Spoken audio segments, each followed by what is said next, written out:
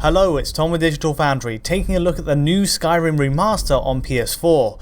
Now, for comparison's sake, we're pitting it against the original PC game at max settings 4x MSAA and all grass and object fade settings at full. It's basically a test to see if current gen machines are in fact getting the full fat PC experience, and of course what they get beyond that. As it turns out, there's quite a bit. From the very first cutscene, the volumetric lighting system we saw in Fallout 4 is retroactively added to Skyrim, adding light shafts around trees as we canter down a set path. It's a nice touch, but it really doesn't end there. Texture quality matches the PC's very best option, though with PS4's assets taking a more high contrast vivid look due to the change in post-processing filters. Across the game, we can see the same resolution texturing for rocks, dirt, armor, and much more. The main areas where we do see a change are with the water and snow shaders, which come up later in this video, where there is an obvious shift away from the PC's max settings. If we look at Skyrim's world at large though, it's more about the bigger picture. The remaster on PS4 uses draw distances generally matching PC's very best settings, but it actually goes one further by filling the horizon with much more plant life. It's packed across the landscape at a greater density on PS4, filling spots that were previously untouched on the original release, and with new details like rubble in spots as well.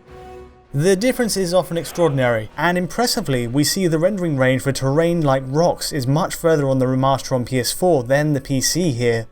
There's still some evidence of pop-in on PS4 at times, but it's all a massive leap over what we had on PS3 and Xbox 360 versions of last generation. Moving on, and water is also overhauled. Now in some respects the original PC version's water still looks sharper in comparison. The remaster's shader effect takes on a different, softer look, where the slower pattern brings out reflections of the riverside more clearly. We can just see more reflected in water now with less motion to distort the background. As a result, the extra plants and trees really stick out, though whether it's necessarily a better water effect, well, it's perhaps a matter of opinion. This is much like the remaster's shadows, which again take on a different, softer look in the PS4 remaster. On the plus side, this new approach eliminates the flickering aliasing artifacts we got on the PC shadows at max settings.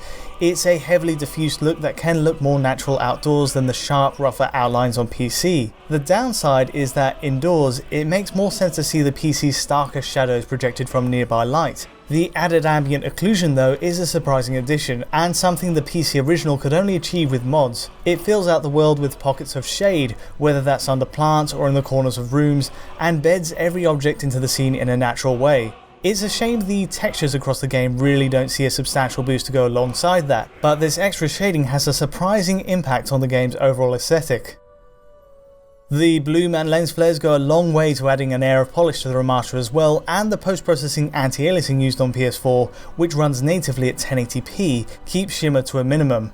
While it's much softer in motion compared to the PC with just 4x MSAA, the result is still a very pristine looking adaptation for current gen machines.